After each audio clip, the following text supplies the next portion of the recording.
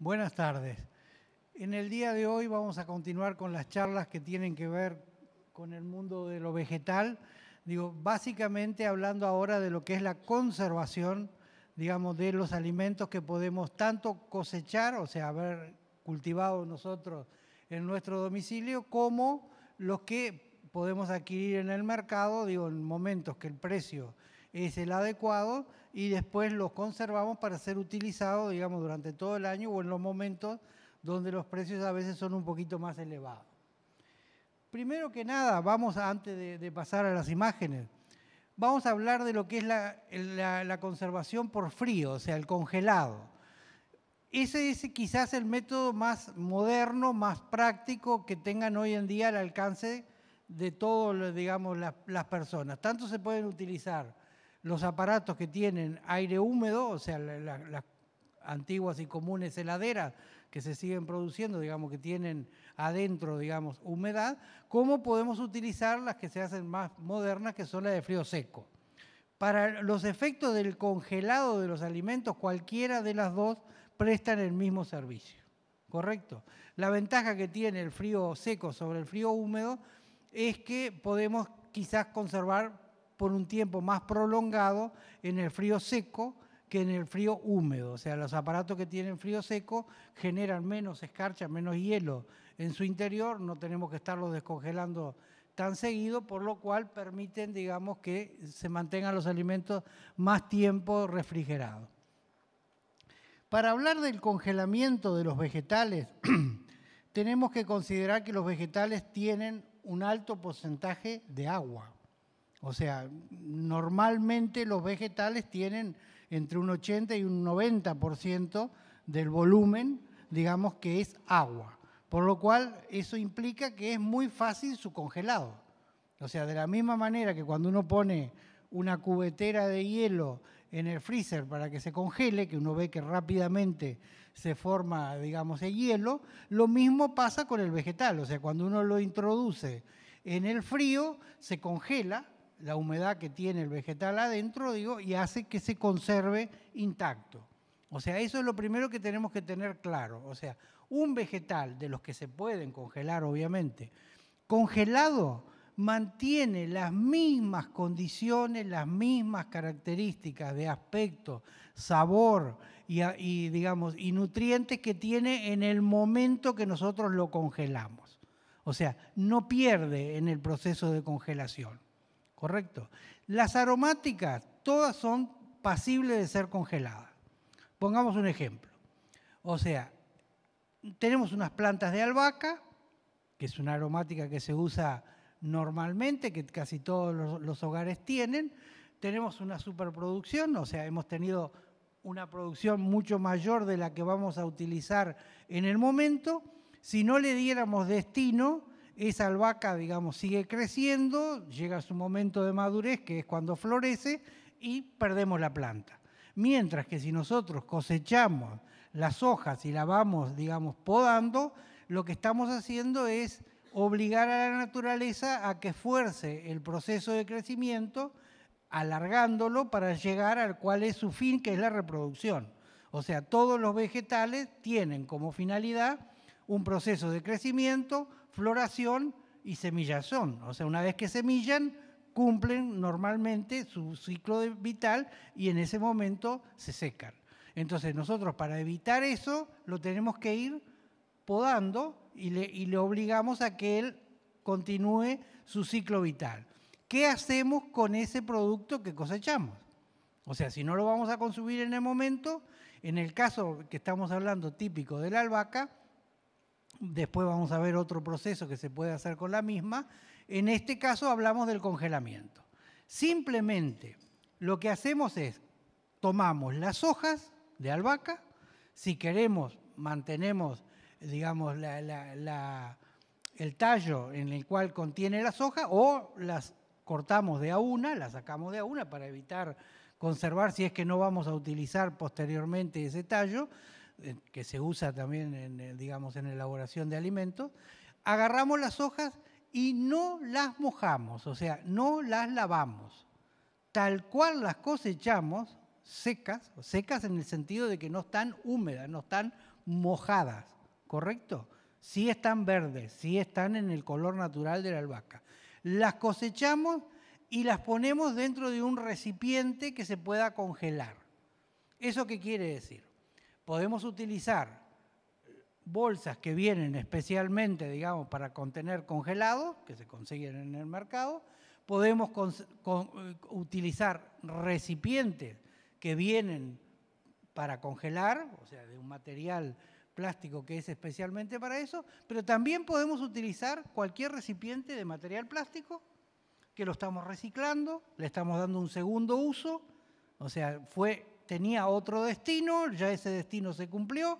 Ese recipiente, si nosotros no le diéramos un segundo uso, termina en la cadena, digamos, de la contaminación, porque va primero a los contenedores, después de los contenedores al depósito, digamos, municipal de basura, y ahí pasan cientos y miles de años para que ese material plástico se pueda degradar, digamos, y no contaminar. Eso en el mejor de los casos.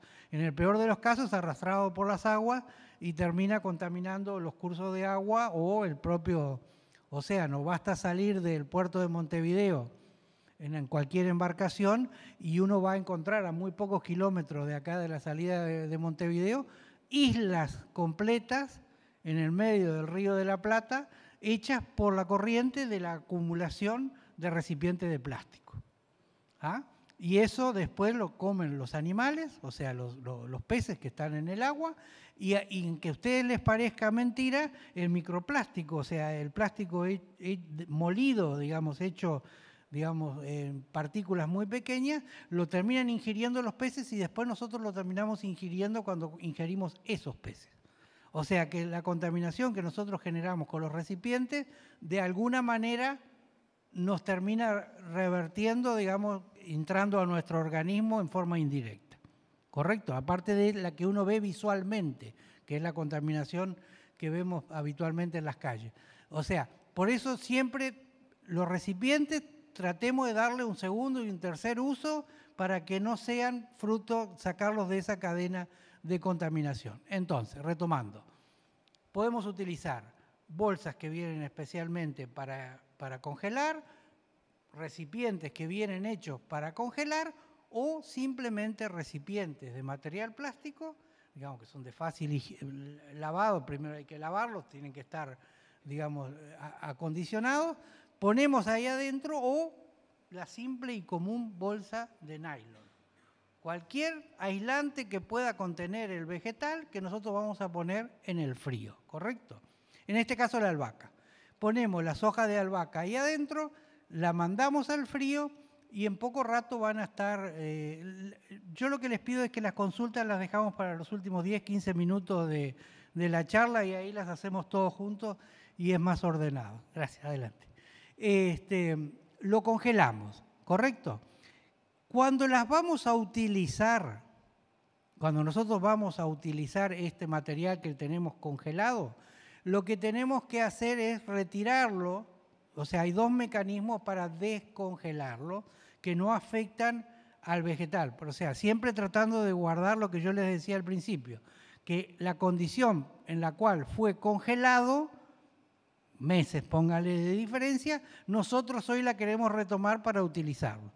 Si usamos el microondas, por ejemplo, que es muy común, corremos el riesgo de que los segundos que está dentro del microondas, si no son los exactos, que es muy difícil a veces, el calor o las microondas, mejor dicho, afecten, digamos, la textura, ¿ah? El sabor o el color del vegetal y entonces ahí perdemos la finalidad que queríamos conservar, que era tener el mismo vegetal que habíamos congelado. Entonces tenemos dos métodos muy simples.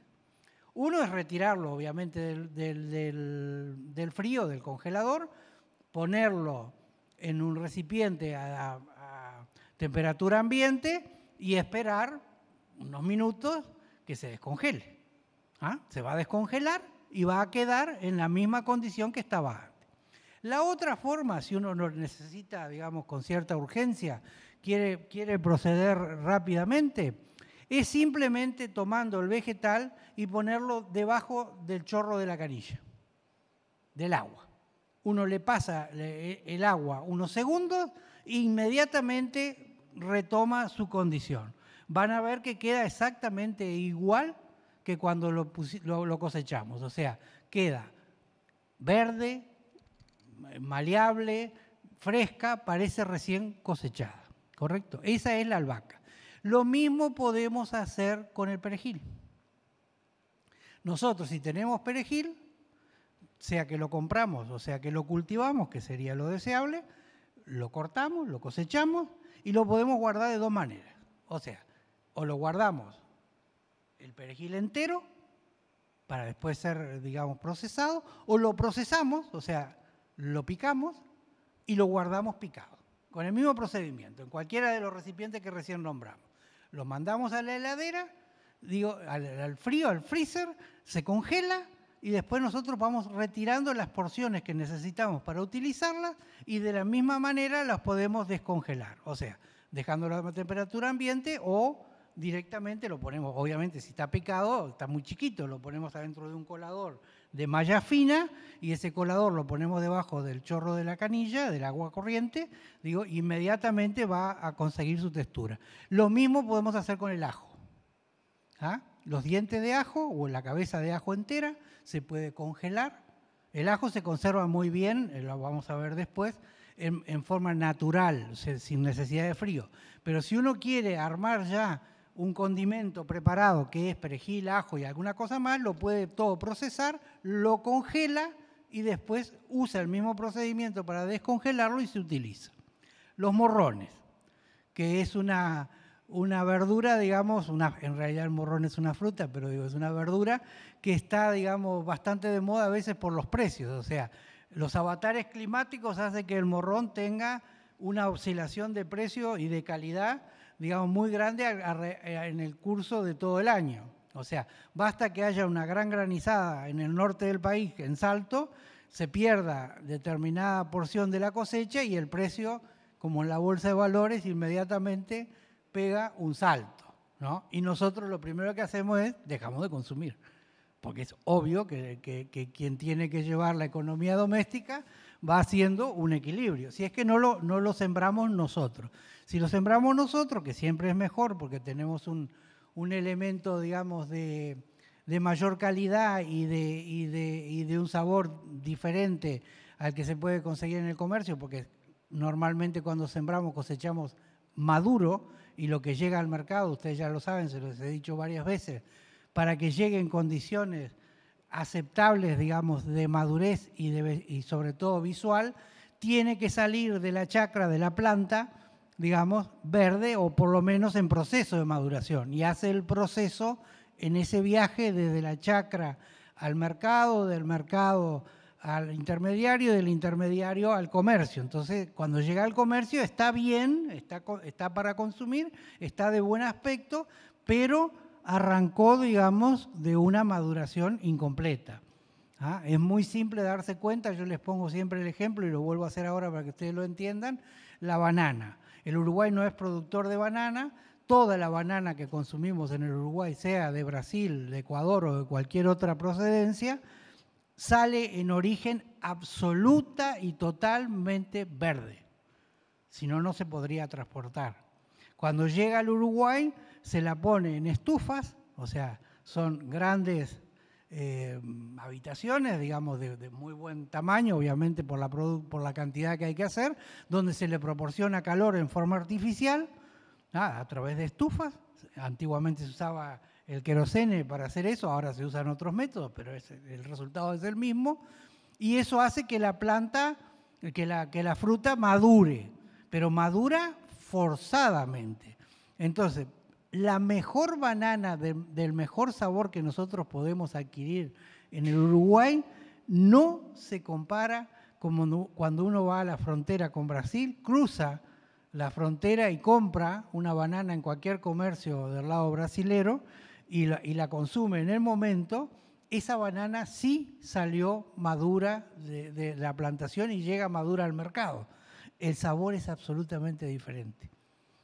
O sea, el sabor, el aroma, la dulzura, la textura que tiene es absolutamente diferente. Por eso uno tiene que tratar de hacer siempre la experiencia de plantar en la medida que podamos cultivar nuestros propios vegetales, porque el resultado siempre va a ser mejor que el mejor producto que podemos cosechar, que podemos conseguir en el mercado. Entonces hablábamos del morrón. El morrón para el frío, para el congelado, es una de las que se adapta mejor. ¿Ah? Y se adapta mejor de varias formas. O sea, nosotros podemos conseguir, sea cosechado o comprado, morrones en cualquiera de sus etapas. O sea, ustedes ven que hay morrón verde y morrón amarillo o rojo, ¿correcto? No es que haya morrones verdes. El morrón verde es el mismo que el amarillo o el rojo antes de madurar. O sea, está en proceso, está verde todavía, por eso es de color verde.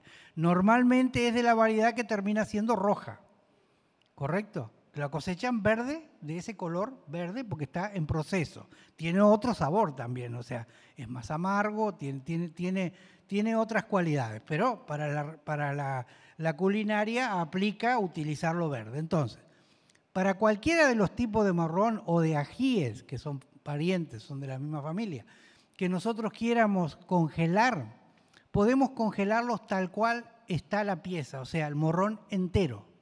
Eso tiene la dificultad que el aire que está adentro del morrón ocupa espacio. O sea, si nosotros agarramos una docena de morrones enteros, digamos, de buen tamaño, nos ocupan un buen espacio, digamos, del lugar donde lo vayamos a congelar.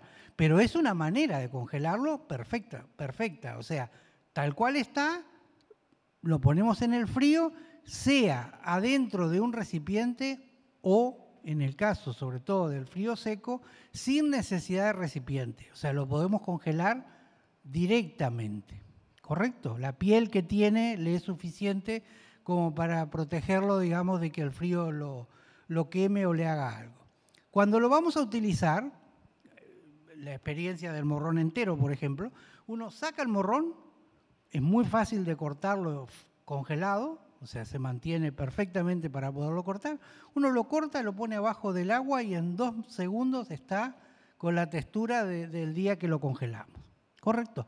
Lo que tiene es que ocupa mucho espacio. Entonces, lo que nosotros podemos hacer previamente a congelarlo es retirar, o sea, para abrir el morrón, cortarlo en trozos, digamos, en 2 trozos, en 4 trozos, quitarle la semilla, quitarle el resto, digamos, del tallo que tenía, digamos, que lo adhería a la planta, eso achica su tamaño, lo ponemos en un recipiente, ahí sí vamos a necesitar un recipiente, porque si no se esparciría por todo el lugar donde lo vamos a congelar.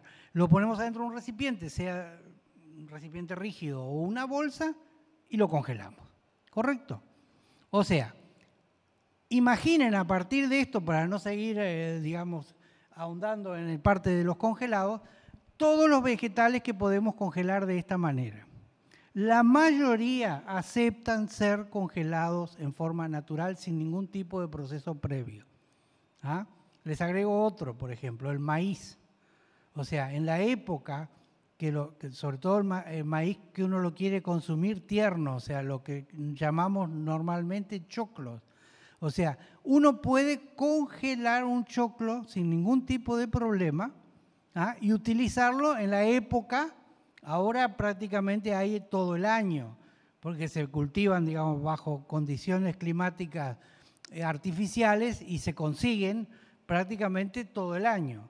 Pero fuera de la época natural en la cual es un cultivo de verano, se desarrolla, los precios son diferentes, ¿correcto? Entonces, si uno quiere tener choclo todo el año, lo que puede hacer es que en la época que se desarrolla normalmente esto, que es en el verano, o sea, el choclo se cosecha a partir de las variedades más tempranas, a partir de enero, febrero y los meses subsiguientes, digo, nosotros podemos adquirir ahí o plantar, digamos, este tipo de vegetal, y lo que hacemos es congelarlo. Lo podemos congelar de 3 formas diferentes.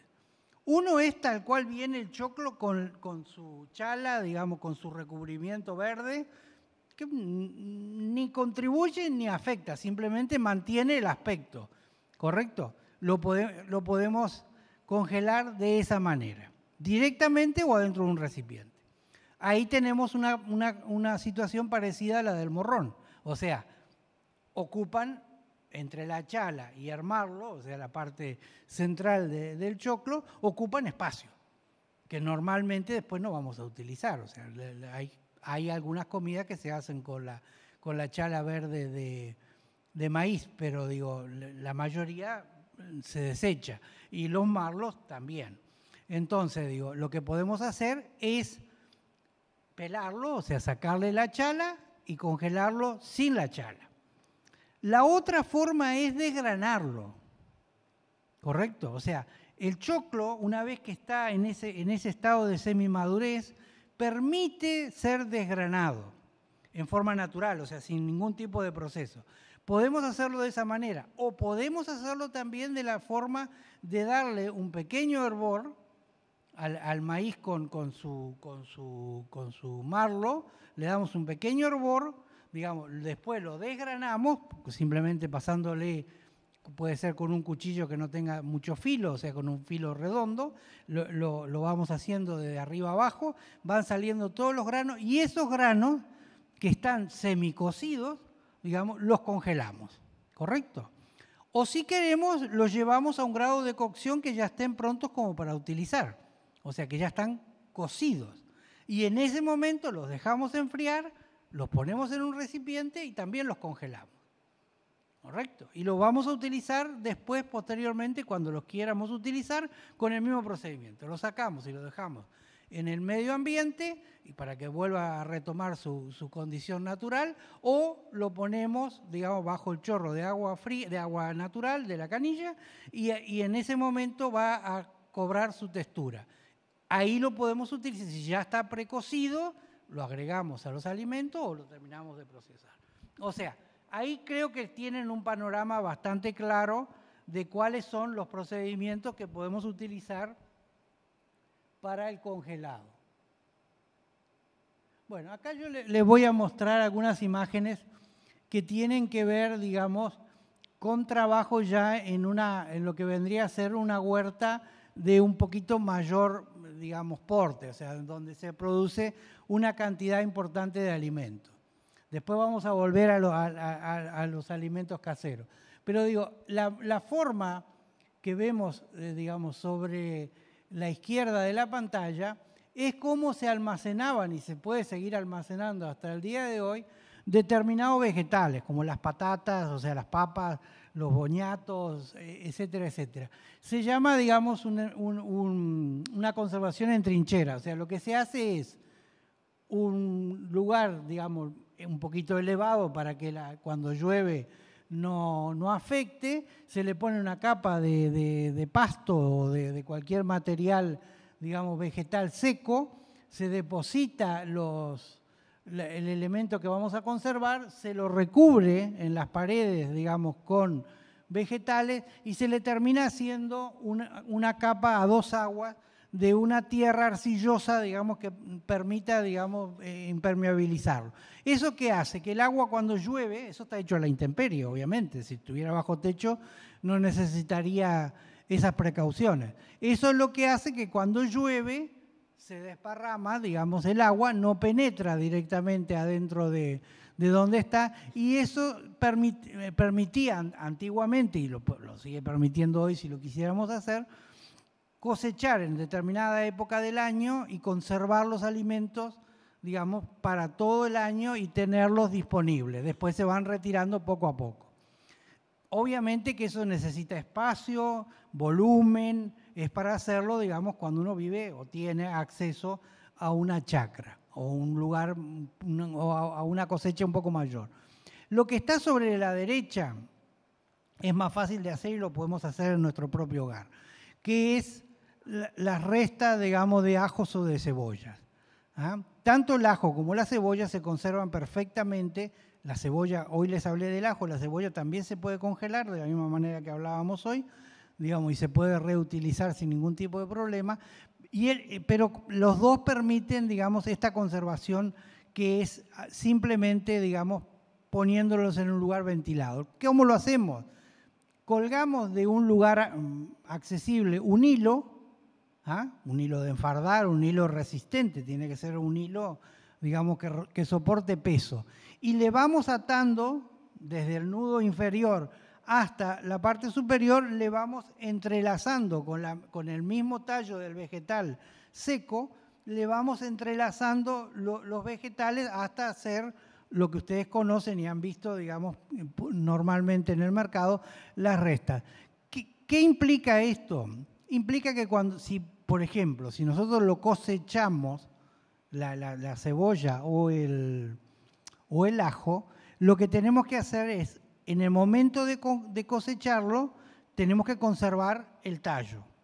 Para conservar ese tallo que sea utilizable para hacer esta trenza, lo que se hace es, cuando ya está el bulbo, o sea, la cebolla o el ajo, ya tienen el diámetro que nosotros creemos adecuado, previamente y antes de arrancarlo, antes de cosecharlo de la tierra, lo que hacemos es aplastarle, quebrarle el tallo a nivel del bulbo, o sea, a nivel de la tierra, simplemente con una operación de pisarlo, o sea, pisamos de a uno, podemos usar otros métodos, y lo quebramos. Y lo dejamos 3 o 4 días con ese tallo quebrado, ¿correcto? Eso hace que el tallo se seque, pero no se desprenda.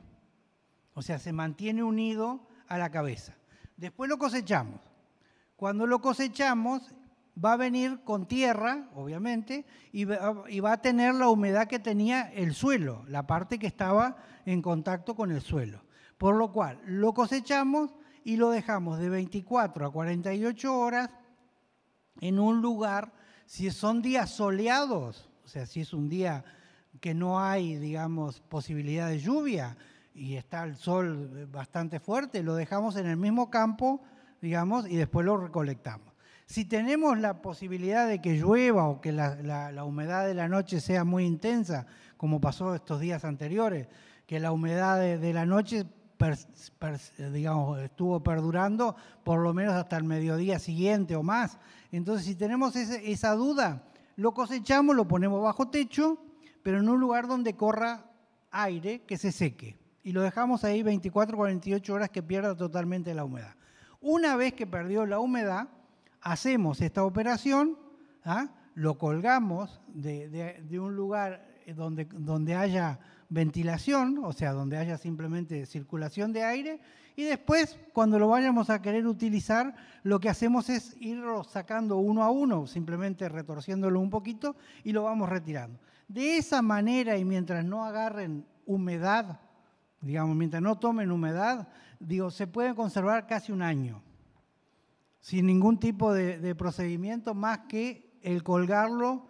Digamos, el ajo todavía se conserva mucho más que la cebolla, pero el ajo lo que va haciendo es perdiendo humedad el diente y al final termina secándose, o sea, termina quedando sin sustancia, ¿correcto? Pero un año fácil lo podemos conservar sin ningún tipo de problema.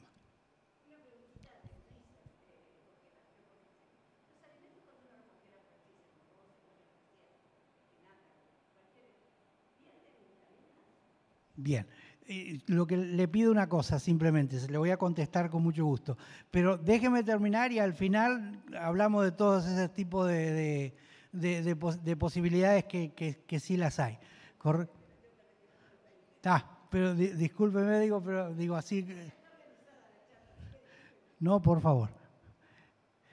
Bien, acá tenemos otro método para salarlo, pero le contesto rápidamente porque así no se va sin la respuesta. No pierde el congelado hoy en día, como lo explicamos hace un rato largamente, no pierde ninguna de las características que tenía el fruto o el vegetal previo al congelado.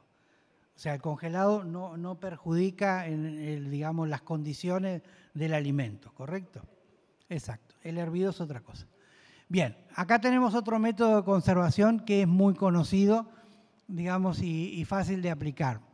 Lo que ustedes ven adentro del recipiente son chauchas. Pueden ser todas las variedades de chauchas que ustedes conocen. Acá tenemos que tener una precaución. Si las chauchas que vamos a utilizar no son cosechadas por nosotros, O sea, si nosotros las cosechamos no hay ningún problema. Si vienen del mercado, previamente las vamos a tener que lavar, ¿correcto?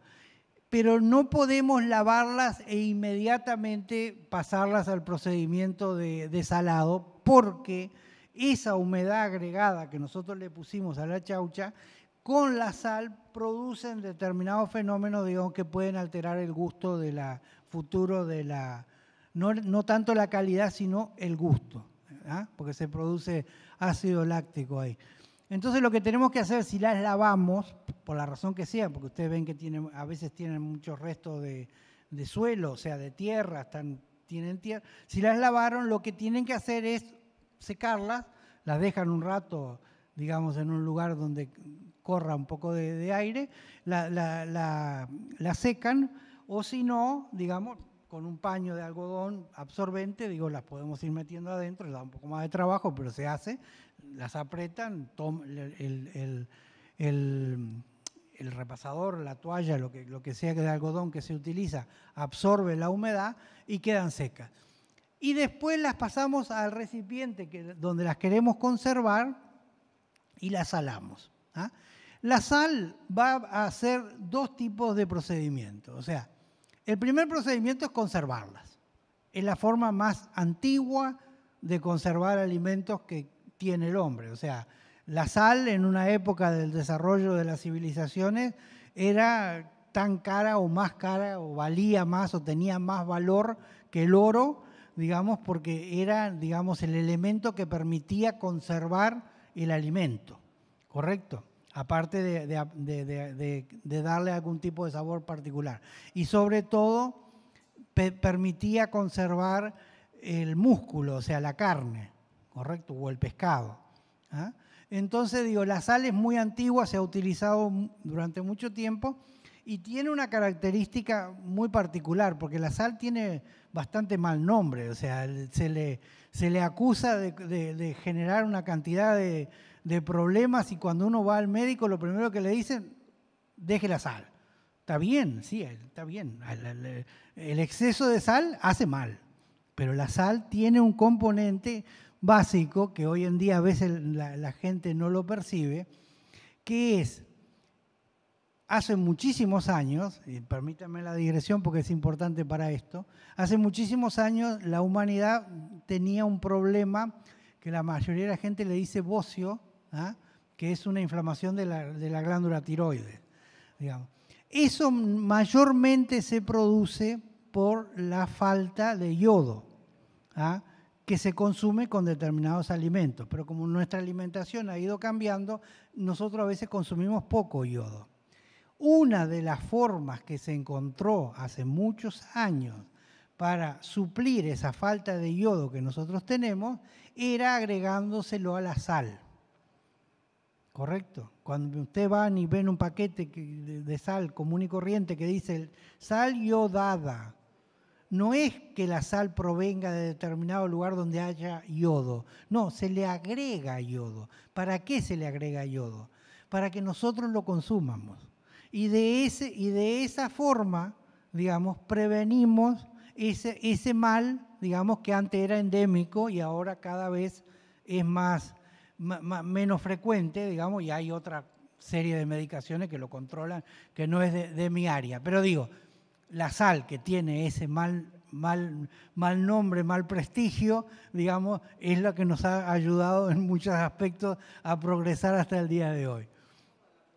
Entonces, digamos, volviendo a la sal, ¿qué hacemos? Ahí hay dos formas que le decía, la sal produce dos fenómenos. Uno es la conservación. La otra es que el conservar los alimentos largo tiempo en contacto con la sal, de alguna manera se va obteniendo, para hablar en términos vulgares, una especie de cocción. O sea, las carnes saladas se pueden consumir directamente, sin previo cocción. Lo mismo a veces pasa con algunos vegetales, como las chauchas, ¿ah? Se terminan, digamos, en un proceso de semicocción que permiten su consumo sin necesidad de hacer otro proceso. Si nosotros queremos enriquecer este tipo de procedimiento, que es poner una capa de sal abajo en el recipiente que sea.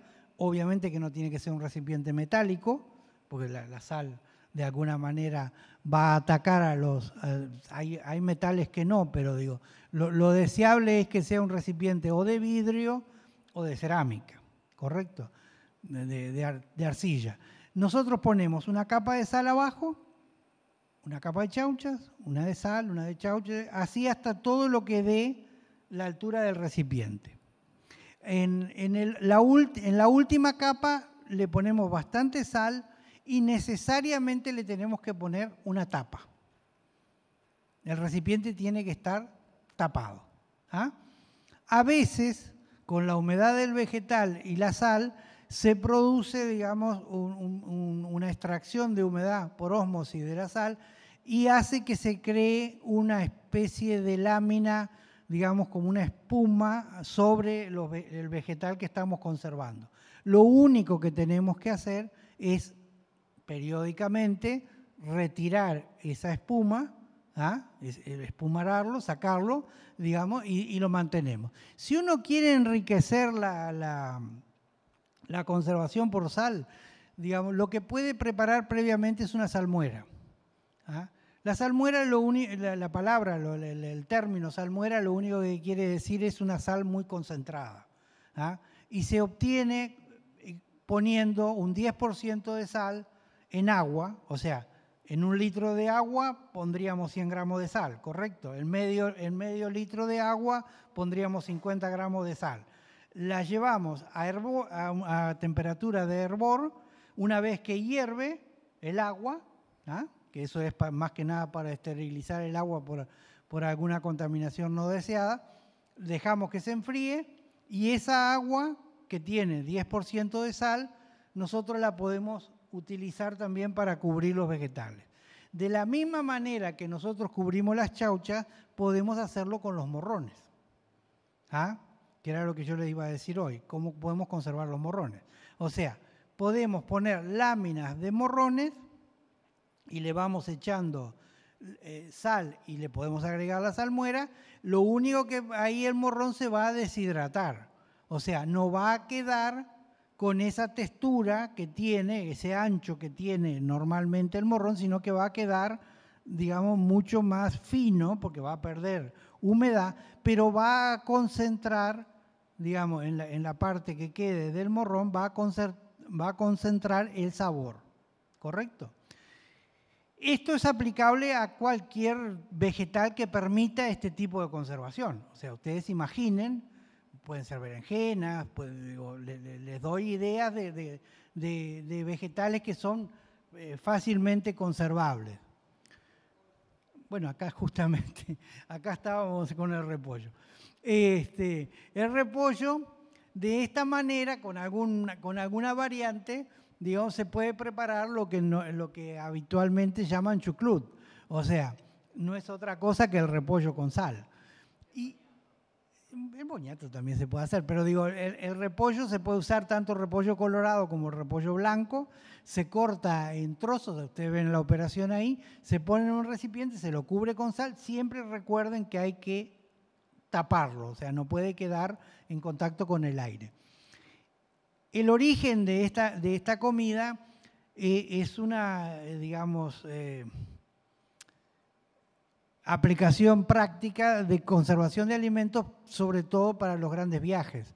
O sea, esto se utilizaba mucho cuando había que navegar meses y meses para ir de un continente a otro. Entonces, ¿cómo conservábamos los alimentos? Y no aparecía una enfermedad que es muy común, que es el escorbuto. O sea, que es el consumo de alimentos que están contaminados en mal estado, nos produce, digamos, una toxina que termina siendo nociva. Bueno, de esta manera habían logrado que el repollo que se presta para este tipo de cosas se conserve muchos meses de esta forma. O sea, con capas de sal o poniéndole, digamos, dentro la salmuera. Que acuérdense siempre que la salmuera se hace al 10% o más, nunca menos. Una manera de probar el grado de la salmuera es muy simple. O sea, una vez que está terminada la salmuera, si uno la pone en un recipiente, agarra un tubérculo, una papa pequeña, la lava bien, ¿ah? Para que no tenga, digamos, ningún tipo de resto, digamos, de tierra o lo que sea, y la suelta dentro de la salmuera. Si la papa flota, ¿ah? Quiere decir que el grado de salmuera es el correcto. ¿Ah? Hace que la papa flote, ¿ah? Porque cambia, digamos, la densidad que tiene la papa, digamos, dentro del agua. O sea, es un agua muy densa, entonces en la medida que flota o queda a media agua, digamos, tenemos una salmuera correcta. Digo, porque ustedes me preguntan, bueno, ¿y cómo hago para medir el grado de la salmuera? Bueno, esa es una manera práctica de hacerlo. Bien, esto era un poco lo que yo le decía hoy. O sea, el maíz lo podemos introducir dentro de una cacerola con agua hirviendo, lo dejamos un rato, después con un cuchillo lo desgranamos y lo ponemos dentro de un recipiente. Ese recipiente podemos utilizar dos métodos para conservarlo. Uno es ponerle salmuera, ¿correcto? Y va a quedar un choclo que de origen son bastante dulce con un sabor, digamos, agridulce, porque va a quedar con el sabor de la sal. La otra forma es poner todos los granos dentro del recipiente de vidrio y posteriormente esterilizar ese recipiente, ¿ah? Que ahora lo vamos a ver para hacer otro tipo de conservación, ahora más adelante lo vamos a ver, pero son las dos formas. En la otra imagen ustedes ven que ahí hay una caldera y una jarra, que las dos están vertiendo líquido, una de ellas se ve notoriamente que sale el vapor y la otra es agua fría. ¿Eso para qué es? Por ejemplo, en el caso de los tomates, ¿ah? Para escaldarlos, o sea, para pelarlos. ¿Cómo pelamos un tomate rápidamente sin perder parte de la pulpa? O sea, lo ponemos primero en un recipiente, ¿ah? Tomamos agua a temperatura de hervor, o sea, entre 90 y 100 grados, que es lo que cuando el agua empieza a hervir, y lo volcamos rápidamente arriba del vegetal que queremos pelar, que queremos escaldar. Inmediatamente le tenemos que poner agua fría. O sea, en el momento que le terminamos de poner agua caliente, lo sacamos de ahí, lo ponemos en un colador y le vertimos agua fría. ¿Ah? Esa contradicción entre el agua caliente y el agua fría hace que la piel del tomate se separe inmediatamente. ¿Ah? Y eso permite, digamos, pelarlo muy fácilmente y vamos a quedar con el tomate, con la forma que él tenía, o sea, pero ya pelado. Todavía tiene las semillas adentro, ¿correcto? Pero si nosotros lo queremos conservar sin cáscara, sin piel, esa es una manera. También sirve, da un poquito más de trabajo, también sirve para escaldar o pelar los morrones. O sea, el morrón lleva casi el mismo procedimiento. Es un poco más resistente la cáscara del morrón a despegarse. Esta es una forma. La otra forma de pelar un morrón es con fuego directo. O sea, si uno le da fuego directo a un morrón, en un segundo, inmediatamente la cáscara se va a desprender, la piel, y nos permite pelarlo, ¿correcto? Los que están acostumbrados a hacer morrones asados saben cómo, digamos, se despega fácilmente. Bien, acá tenemos otros métodos de conservación. Volvemos a los sistemas, digamos, antiguos de campo, digamos, lugares donde se podía almacenar, pero yo esta imagen la quería tener más que nada para aquella esquina que está sobre la derecha, que es cómo podemos conservar las aromáticas secas. O sea, el orégano, el tomillo, el romero, etcétera, etcétera.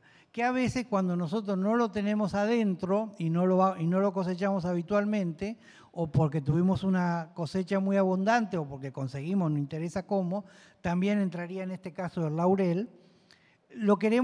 Hoy tenemos una cantidad importante y lo queremos conservar para el resto del año. Entonces lo que hacemos es ramilletes, ¿ah? Los colgamos en algún lugar donde corra el aire, no haya, digamos, mucha humedad, se va a secar, pero va a mantener básicamente para el uso que le damos a las aromáticas, que es su sabor, ¿correcto? Y de ahí lo vamos retirando, digamos, para utilizarlo. También lo podemos hacer como se ve en la parte de abajo. O sea, una vez que está seco, el orégano, el romero, el tomillo, el laurel, lo apretamos simplemente con la mano arriba de una bandeja. Eso hace que se desprendan las hojas, se muele, ¿verdad? Y después lo almacenamos en recipientes que pueden ser de vidrio, pueden ser de cerámica o algún otro tipo de material que permita, digamos, la hilación. Lo tapamos y lo dejamos en un lugar donde no haya humedad y que la temperatura sea la normal. Y así se conserva, así es como nosotros normalmente el orégano que compramos envasado, el envasado es eso, el proceso es ese, ¿correcto?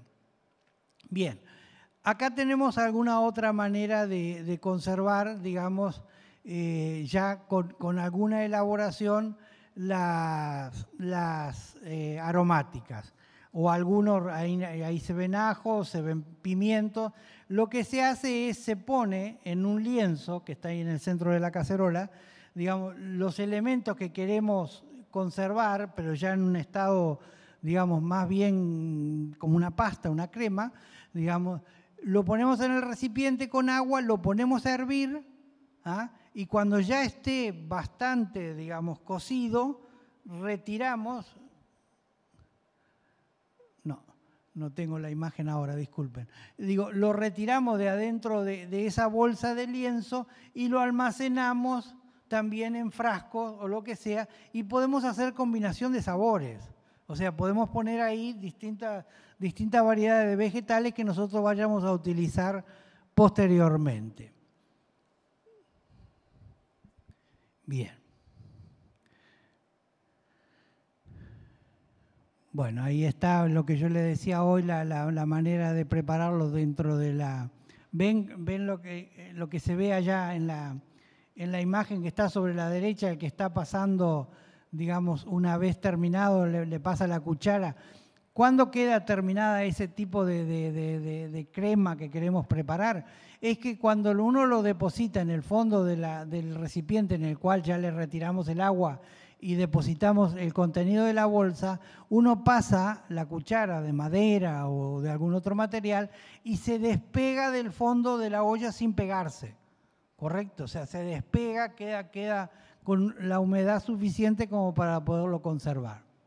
Bien, y acá quiero entrar en el método que para mí es el más adecuado para la conservación de alimentos hoy en día, que es el método de Apple, o sea, el método del vacío de los vegetales. Este método permite conservar cualquier tipo de vegetal, sea crudo, semicocido o totalmente cocido, ¿correcto? O sea, yo puedo poner adentro de este recipiente una sola variedad de vegetal, son recipientes de vidrio con tapa de rosca, ¿correcto? Puedo poner un solo tipo de vegetal, puedo poner una combinación de vegetales, puedo poner vegetales preelaborados, como hablamos hoy, digamos, el maíz, digamos, precocido, las arvejas precocidas, las alubias, las habas, cualquiera de los tipos de porotos que normalmente se consiguen, ya cocidos, los introducimos adentro del frasco, siempre dejando una capa superior sin ocupar por el vegetal que pongamos ahí. Tomate, sea procesado o crudo, o sea, hoy como hablábamos, pelado, simplemente y lo ponemos ahí, o lo cortamos en cuartos, o lo procesamos y le sacamos la semilla y ya la piel y solo procesamos la pulpa, o concentramos esa pulpa hirviéndola y le agregamos o no le agregamos sal y algunos condimentos y lo ponemos adentro del frasco, ¿correcto? O hacemos una mermelada o un dulce, que es simplemente, digamos, llevar a un grado de deshidratación una fruta que permita su almacenamiento. O sea, el dulce lo preparamos primero, hirviendo la fruta y llevándola a un grado, digamos, que quede con ese color, la dulzura y la textura que nosotros queremos, o una jalea. Pero ¿cómo hacemos una vez que lo terminamos de hacer? Tenemos una cantidad suficiente, no la vamos a consumir en el momento, igual en que la pongamos en el refrigerador, en un determinado momento se va, digamos, a contaminar y se va a echar a perder. ¿Cómo hacemos para conservarla, digamos, mucho tiempo? ¿Ah? Bueno, de esta manera, este sistema es el mismo que ustedes ven en el envasado de las latas. O sea, todo lo que viene envasado en lata es a través de este procedimiento. ¿Ah? Simplemente introducimos el producto, si le queremos le agregamos agua, le podemos agregar sal, le podemos agregar todo tipo de condimentos que ustedes quieran. Y después, ¿cuál es la ciencia del procedimiento? Primero, los frascos tienen que estar bien limpios. No necesitan esterilizarlos previamente si los frascos los compraron en el comercio, ¿tá? O sea, por primera vez lo van a utilizar, o son frascos que ustedes tienen y los guardaron, digamos, habiéndolos previamente realizado una higiene correcta. Si ustedes dudan de la procedencia del frasco o el estado de conservación que ha tenido antes, lo que tienen que hacer previamente a la utilización es esterilizarlos. Se esterilizan con un método muy parecido al que vamos a utilizar después para la conservación del alimento. O sea, lo ponen adentro de recipientes con agua, ¿ah?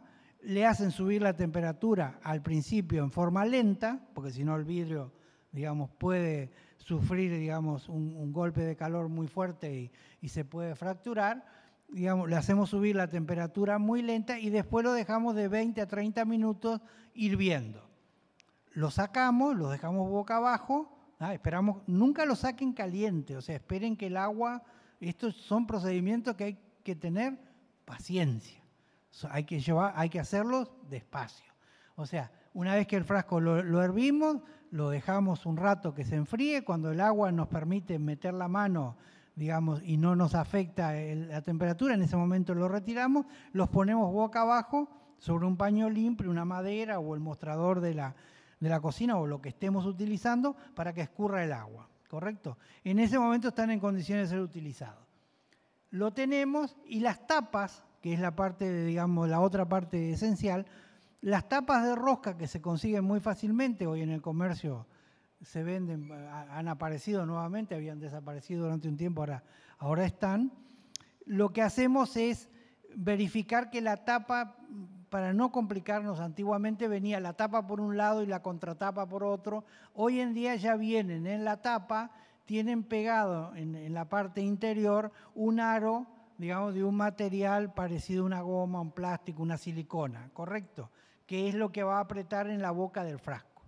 Entonces, llenamos el frasco, nunca hasta arriba, siempre hay que dejar un par de centímetros sin llenar, ponemos la tapa, la apretamos, pero no hasta el final, o sea, no le damos ese apretón final para que quede bien sellada, no, lo apretamos que quede firme, pero lo dejamos con le falte un cuarto de vuelta, por definirlo de alguna manera. Lo envolvemos en algo que yo recomiendo sea papel de diario, ¿ah? Y les explico por qué, por dos cosas. Primero, porque el papel de diario debe ser el papel más higiénico que ustedes se puedan imaginar. ¿Ah? Nosotros, por lo general, tomamos al papel de diario porque nos dejaba, ahora cada vez menos, porque las técnicas que hay de fabricación de tinta permiten tintas que absorben el papel y no nos manchan tanto los dedos. Antes, cuando uno leía el diario, terminaba que tenía que ir a lavarse las manos porque terminaba con las manos negras de tinta. Bueno, eso que tanto nos molestaba, digo, tiene un beneficio que es increíble. Y los que tenemos algunos años, unos cuantos, digo, nos acordamos que antiguamente cuando uno iba a la carnicería o al almacén, en la época que no estaban los supermercados, muchos de los productos que uno compraba se los envolvían en diario. ¿Ah? En que les parezca mentira. Digo, hay que hacer un poco de memoria. Digo, ¿cuál es el problema? Hasta los huevos los envolvían en diario, ¿correcto? Digo, ¿Cuál es la ciencia? La ciencia es que la tinta que se le aplica al papel de diario es un excelente desinfectante. Mata casi todos los microbios. Si uno hiciera un análisis de un papel de diario recién salido de la prensa, cuando sale del lugar donde lo imprimen, ¿ah? Y uno le hace un análisis en ese momento al papel de diario, debe ser prácticamente estéril. O sea, no tiene prácticamente contaminación. Obviamente que en el manipuleo y todo se puede contaminar. Pero me refiero, el papel de diario es un papel que por su propio contenido de tinta maneja bastante bien bajar los niveles, digamos, de contaminación. Ergo, yo no estoy recomendando que vuelvan a envolver los alimentos en papel de diario, ni mucho menos. Les digo que es un elemento que se puede utilizar con mucha tranquilidad porque no aporta normalmente contaminante. Entonces, como los frascos son de vidrio y el vidrio últimamente viene bastante delgado, si se golpean entre ellos cuando se los va a hervir, a veces se pueden fracturar. Entonces, para evitar que eso suceda, si no tenemos recipientes adecuados, que no se consiguen muy fácilmente, donde están los lugares para poner cada frasco para hervirlo, simplemente tenemos un recipiente grande, una cacerola grande, lo que hacemos es, llenamos el frasco, como les dije recién, ponemos la tapa, le damos le dejamos faltando un cuarto de vuelta, lo envolvemos en diario y lo ponemos en un recipiente, que previamente al recipiente lo que le tenemos que poner es un fondo. O sea, o una tabla, o otro pedacito de metal, o simplemente un lienzo, o más papel de diario, para que no quede directamente el vidrio en contacto con el metal que va a estar en el fuego. ¿Ah? Porque eso también le aporta, digamos, demasiado calor y podría fracturarlo. Ponemos tantos frascos como nos alcancen, siempre parados, de ser posible siempre parados, o sea, con la tapa hacia arriba, los cubrimos de agua, ¿ah? No necesariamente lo tiene que tapar, pero si los tapa, mejor, ¿correcto? Pero puede uno tolerar de que el agua llegue al mismo nivel que tiene el contenido del frasco, ¿ah? No hay ningún problema. Y le tenemos que poner un peso arriba. ¿Por qué? Porque en el momento que empiece a hervir, ¿ah? Los frascos se van a mover si no le ponemos agua. Y ese movimiento también es riesgoso para que se fracture. Le ponemos un peso arriba. Lo ponemos al fuego. Y lo mismo que habíamos hablado de cuando se esteriliza. Lo dejamos unos media hora, 20 minutos que vaya subiendo la temperatura lentamente, si podemos controlar el nivel de fuego, el nivel de calor, ¿ah? Y una vez que está bastante caliente, ahí sí lo tenemos que dejar hirviendo de 20 minutos a media hora. ¿Eso qué es lo que va a hacer? Que todo lo que está dentro del frasco, y sobre todo el aire que había dentro del frasco, salga por los costados de la tapa, ¿ah? Por eso les digo que no hay que darle esa última cuarto de vuelta, salga y cuando, o sea, va a quedar sin aire adentro, no va a haber aire, y lo poco que queda adentro de aire ya está esterilizado por el calor, ¿ah? ¿Qué hace? Que cuando baje la temperatura de esa agua, por contracción esa tapa se va a contraer y se va a adherir a la boca del frasco, ¿ah? Y va a quedar sellado herméticamente, ¿ah? Igual nosotros cuando retiramos los frascos del agua, que esté ya tibia, y le retiramos el papel con que lo envolvimos, le podemos dar, puede taparlos o puede quedar a nivel de donde está el contenido del frasco. No necesariamente lo tiene que tapar, porque acá el procedimiento no lo hace el agua, sino que lo hace el calor. El agua lo que es el vehículo del calor, pero acá lo que funciona es el calor. Cuando lo retiramos del frasco le damos esa cuarta vuelta de tapa que faltaba y lo almacenamos. ¿Correcto? Dejamos que los frascos se sequen o los secamos, no los almacenemos con humedad por fuera, porque si bien no va a afectar el contenido del frasco, sí puede crear una capa de hongos en la parte exterior, digamos, por la humedad que tiene el vidrio. Y los almacenamos en un lugar donde no le dé la luz del sol, donde haya una temperatura ambiente, como es nuestra cocina, la alacena, cualquier lado de la casa, donde no haya un contenido de humedad muy importante, en que no lo afecta la humedad porque está cerrado. Y después simplemente, y ya estamos terminando, cuando lo vamos a abrir, el frasco, tenemos que usar el mismo procedimiento que cuando compramos un frasco sellado de mermelada o lo que sea. O sea, le introducimos un cuchillo o un destornillador entre la tapa y el vidrio, le hacemos un poquito de presión, van a sentir que hace un ruido, o sea, es el aire que entra, en ese momento, adelante, en ese momento lo podemos abrir, consumimos lo que está adentro, y si no lo consumimos totalmente, lo sellamos, nuevamente lo tapamos, lo podemos conservar en la heladera, pero no un tiempo muy prolongado. Pero mientras esté cerrado así, puede estar, disculpa, puede estar mucho tiempo, y la única cosa que ustedes tienen que fijarse es cuando lo van a abrir, primero, que la tapa esté plana.